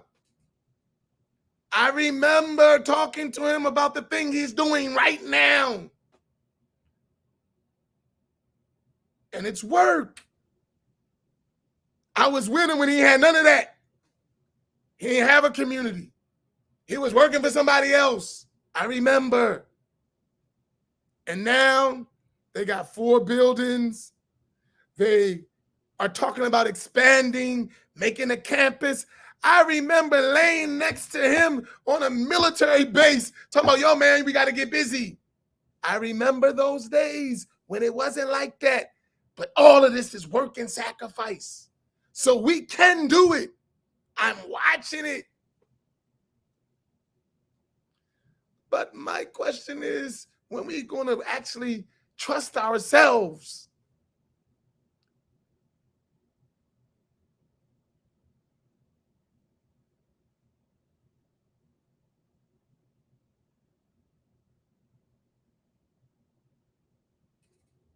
You follow my point? And it wasn't always a big effort. It started from hard work and sacrifice. And all of them could go somewhere else and just collect a check. Easy. Someone would pay them a check, and that would be the end of that. But they work hard from the ground. I seen it firsthand. I was with them watching it. So we can do it. That's my long answer to, right? And these are my friends, right? They could be celebrity sheikhs. They don't have to go through all that sacrifice. They don't. They could just be celebrities. With their connections, with their resources, they could just be celebrity sheikh. That's it. But these guys work hard. And they surround themselves with people who work hard. And they understand that they must build. And they trust each other. So they get it done. We have to do the same thing. All right, that was my long answer to that question. And that's going to separate the men from the boys and the women from the girls. And that's it, right there. The big question is, how much do our people really want this? That's a big question. I'm all in. As they say, what they say, Imam Faheem, 10 toes down. I'm 10 toes down, bro. I'm in it. I'm in it to win it. Black is black. All in, we're going to win. Yeah, and that's a big thing. Trust, man, you know. And I will add to it, you know, if you gave trust to people that, you know, were charlatans and all that kind of stuff, and swindlers, give trust to people that you know. You know, I mean, we not, you know, we not no celebrities, we not no swindlers. You know, we got pretty good track records, you know, that you can ask about. You know what I mean? And there ain't nobody going to really come tell you nothing about, you know, being shysted by any of us, or, you know, being undermined and all that kind of stuff. You know, and that's what kind of connected us, because we all doing this, you know, similar work, you know, in our respective areas. So you know, just, you know, even if it builds slowly, let's just make sure that we build it. You know, because one of the things is I was listening to Imam Amin talk, that those you know, people like Sheikh Yahya Rodas, they have people that support them unconditionally. You know, they have people that, you know, they don't even have to ask anything. They just, all they have to do is mention it, and it's done. You know, and that's the kind of people that we need, and we do have those kind of people. May Allah reward those kind of people. But, you know, more of us just need to do stuff, you know, because all of us have an opportunity. You know, us asking people for $10 or $20 a week is making it easier for the collective. That's what the purpose is making it easier for the collective, you know, so that we as a group can, you know, it's easy, you know, because we understand the situation with our people. We understand that a lot of our people are poor, or a lot of our people have stuff and they don't really, you know, it's hard for them to part with it, you know, or they won't part with it unless it's all of these conditions must be met, you know, and, you know, sometimes that's a barrier. Sometimes we just have to, you know, just trust in each other and love each other and just do it. And then when we look up, you know, we got a pot that we built up just by doing it. You know, there was no pretension, no, you know, no bad thoughts, nothing like that. Just doing it, man. So, inshallah, let's keep it up. For those who do it continuously, please keep up the good work. You know, we ask Allah subhanahu wa ta'ala to aid you in that. And those who are just joining us, or just, you know, getting down with the get down, you know, hang out with us, inshallah. You know, we're going places. You're on mute, man.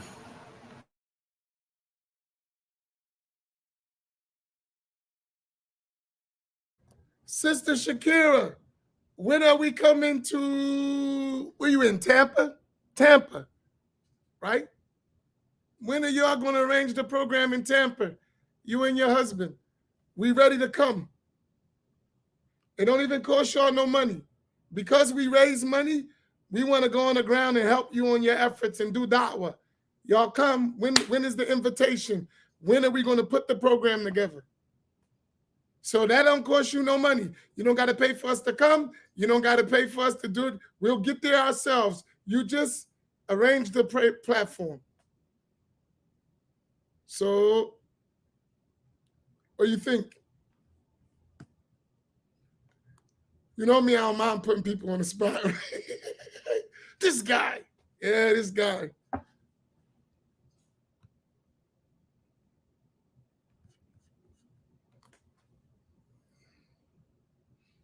Because, by the way, you know that sister's working hard on the ground, right?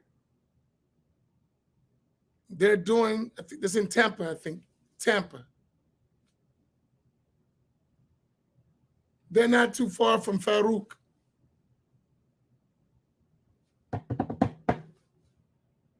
And they're in the community. Okay, let me repeat it. So you was asking, what can people do besides money? When are we coming to your area to help, teach, spread, do things on the ground with you? When are y'all going to arrange that, you and your husband? We're waiting for your invitation. And it won't cost you any money. We will pay for the whole thing for us to come. Okay, in addition. So you can put up some money and we put up some money and we can get some and we can start in your area. So when is the invitation? When we going to put the program together?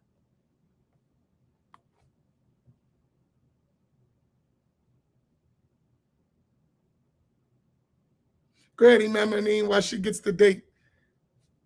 Before we leave, she's going to have a date and everything ready to go. Location and everything. Let's get busy. Let's get it. You know, people that connected with the nation, you know, they say, you know, we building a nation. So just to borrow their lingo, this is what we doing. All right, so it's so easy, Sister Shakira. Let's get a date before we close out tonight. We got 5 minutes. Let's go. We'll be in Columbus, Ohio on the 13th, right? Yeah. Y'all got the flyer? Where's the flyer at? Come on, Samira. Go throw my wife under the bus, right? Or Leslie, somebody. Isla, come on. Where's the flyer for Columbus? Isa, where's the flyer?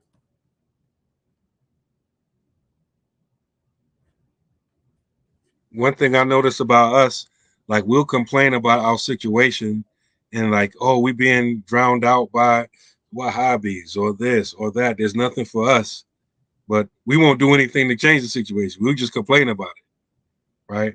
We won't get on the ground and work to fix the situation. So whenever we have any of these programs and we're going and we're trying to help a community in a particular city, if you can make it, you should come too.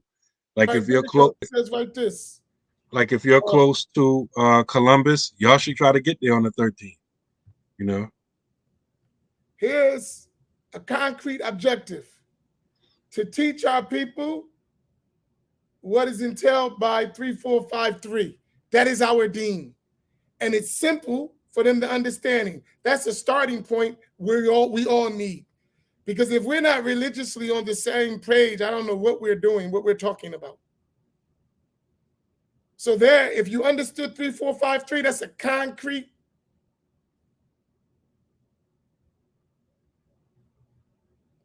I'm always available, but that's a concrete. That's a whole mission, just getting our people to understand our religion. And the 3453 is the foundations of our deen. And it encompasses everything that we want to do. So the door's open.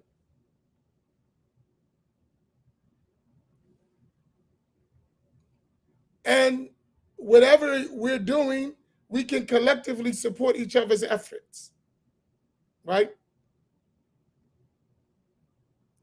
We can collectively support each other's efforts. So whatever programs you got, whatever programs we got, if we have a common objective, then we can include all of our programs to make sure we're all successful, as I was talking about earlier. It doesn't have to be an either or. What are you doing that's productive? What are we doing that's productive? What do you have that we're missing? What do we have that you're missing? How can we work together to make it happen? We can always find excuses not to do the job. But people who are really serious, they find ways to make it work, not ways that it won't work. People who are serious find ways to make it work, not ways that it won't work. And it's a matter of trusting. And once we trust in the law, I don't worry about the people. If we have sincere intentions, Allah subhanahu wa ta'ala will facilitate the road. We just have to do the work.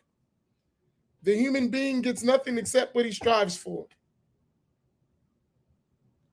So I await a date and a place, and whatever is needed from our point, our side, we are already committed. This is not new work for us. We've already shown that we will come. Open the door. We'll be there.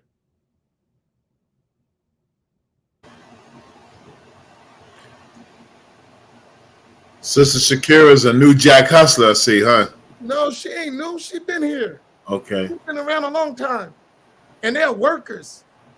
It's just, I'm telling you, it's just a matter of us learning to trust one another, which is difficult. Sometimes we have our own objectives, and our objectives prevent us from cooperating with others. Like I said earlier, remember I said, Imam Naeem, It's not that we can't do it, but sometimes our individual objective prevents us from cooperating with others. And that's what we got to overcome. Listen, you can be successful, so can I, and we can find out how to make each other successful. It's room for all of us.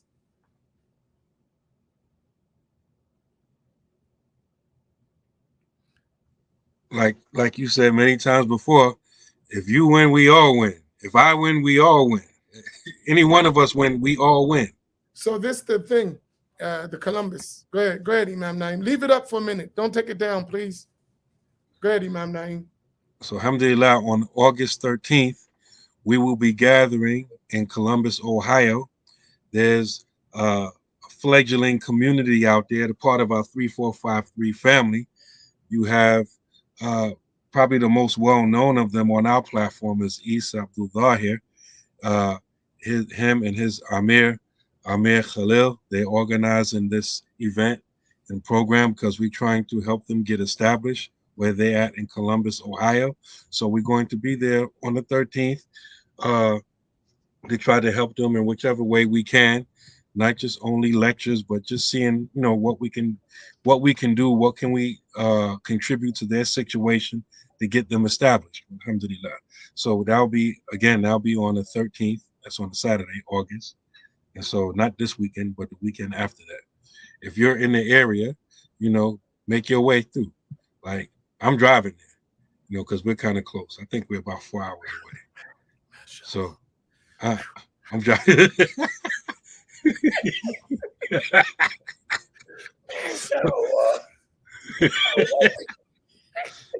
So come through, man. Back in the day, we used to come through to support our people, man. Like 5, 6 hour, 8-hour drive wasn't even a barrier. Like we would drive, we would come. Now, when we mention a program or an event or a gathering, before you finish advertising it, you got people giving excuses why they can't come. Make an excuse to come or to send someone or, or to send money. They're going to need help in Columbus, Ohio. They need financial support. They need the numbers. Trust me, when we show up and you show up, this is going to change things. There's one thing when you come as an individual, but when you come as a community, everything changes. Trust me. I can talk about that. We just seen that in Gambia. Right? I've been going to Gambia many times, but I came in Jamaat this time. Everything changed. Everything changed. So we need to have that same effect, same impact with Isa and Amir Khalil and all of those brothers out there who are working. We need to support them. They're not an island. They're not out there by themselves. They're part of a family. They're part of a 3453 family. So we need to act like we are family and support them. What I had to ask. Are there any questions before we close out that we left anything, we missed anything before we close out? It get too late. And we thank you for continuing supporting us, because really supporting us is supporting you.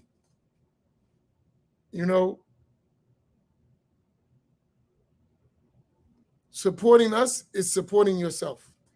And all you got to do is your part. You do your part, we there. Even if one of us got to come. We might not all three might not need to come, but one of us should be there, because we all have to learn. We have to learn all those matters that are contained in 3453, no matter which way you learn it. So if you learn it through the Maliki school, then by all means, Imam Naim should be there, right?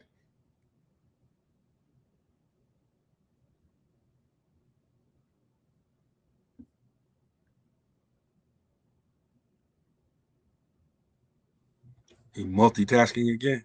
Yeah, I'm refuting somebody. Issa comes to support all of our events if he can make it. He came to Pittsburgh. He come to Atlantic City. He comes. We need to show up for him in his community. Yeah, Issa, make sure you bring hella ginger drinks, man. You know what I mean? We want you to go platinum when we come out there, inshallah.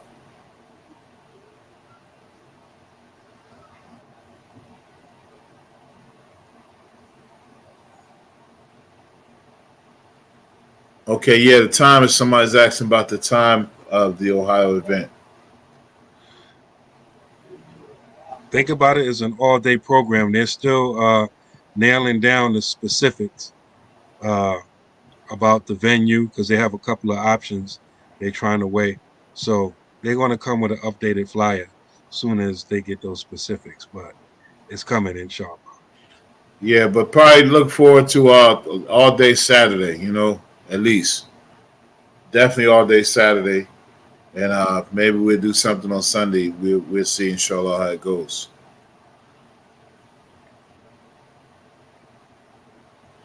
And as soon as we get Otis back on track, because he don't know how to multitask. Yeah. He's a unitasker. Yeah. Telling us to refute somebody, he getting roasted. Nah, I won. Takbir! Allahu Akbar! And the one I was refuting ain't easy to win that battle. Go ahead.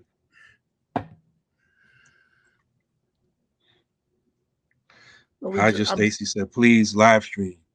I'll try my best if they have good internet where they at. Yeah, see, we might have to buy them some internet. See how we need money? All right, who's going to close? There's no questions? That's it? We're done? No, I didn't see any.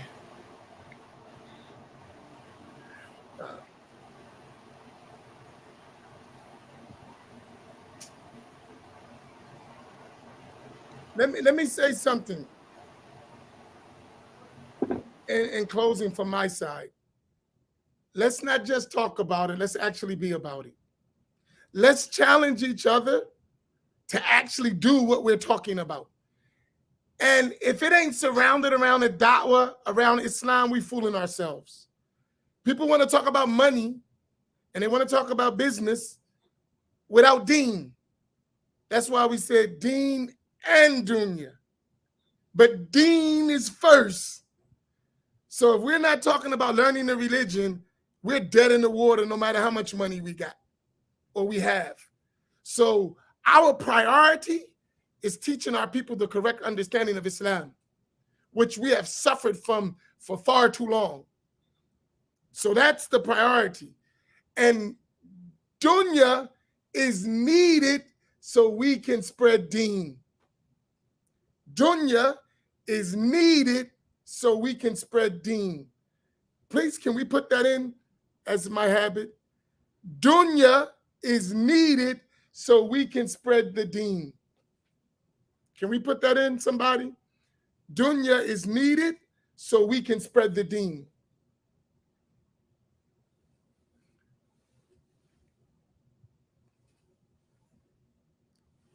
But the deen, that's what the dunya is for. Could everyone put that up? Let's put it up. Let's copy and paste. So we got that understanding. Dunya is needed so we can spread the deen. Dunya, we don't want dunya for dunya. We want dunya for deen.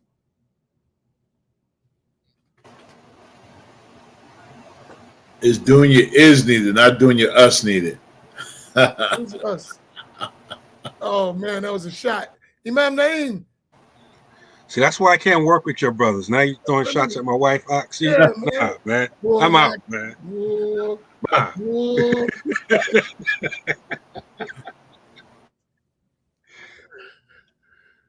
No, seriously. And let me explain something to you, right? There's some people who contradict Ahl Sunnah wal Jama'ah in creed and practice, but I respect their dunya game, right? And spreading their falsehood. I don't like that they spread falsehood, but I respect their dunya game. They own it, and they're getting it done. I respect that. I respect that. And I think we need to follow suit, right?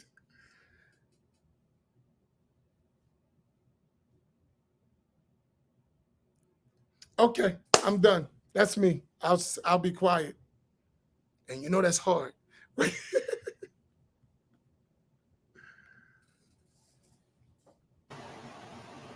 Oh yeah, one more thing. We're going back to Gambia and Senegal, inshallah, November 29th.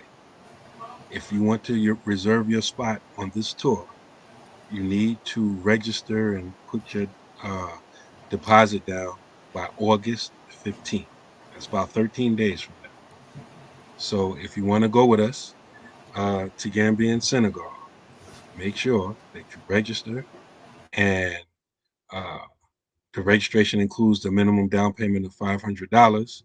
Please make sure that you do it before August 15th. I know we like to do things at the last minute, right? So if you're trying to go, don't wait till August 14th or August 15th at 12:01 a.m. You know how we do, right? So, if you're trying to ride with us on this next trip, make sure you have about 13 days to hold your spot, inshallah.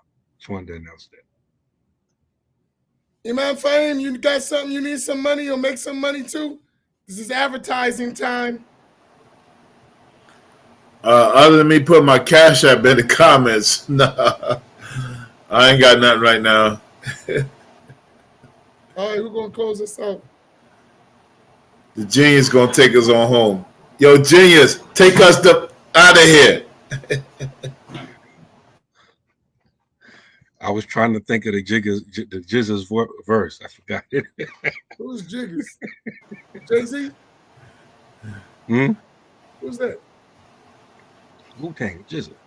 Yeah, the Jizza. Oh, Wu-Tang. Protect your neck. Oh, protect your neck. See, you didn't even get what he was throwing out there. Man, because all I heard was cream rules everything around me. Dollar bill. Cream rules everything around me. Dollar bill, y'all. Alhamdulillah. We pray that this conversation was beneficial for you all. We pray that Allah subhanahu wa ta'ala will increase us in all that is good in this dunya as well as the akhirah. We pray that this deen is transmitted to our children and they remain steadfast in it, that it doesn't stop with us. Subhanakallahumma wa bihamdika nashhadu an la ilaha illa anta astaghfiruka wa atubu ilayk. Wal 'asr innal insana lafi khusr illa alladhina amanu wa 'amilu salihati wa tawassaw bil haqqi wa tawassaw bis sabr. Assalamu alaikum wa rahmatullahi wa barakatuh.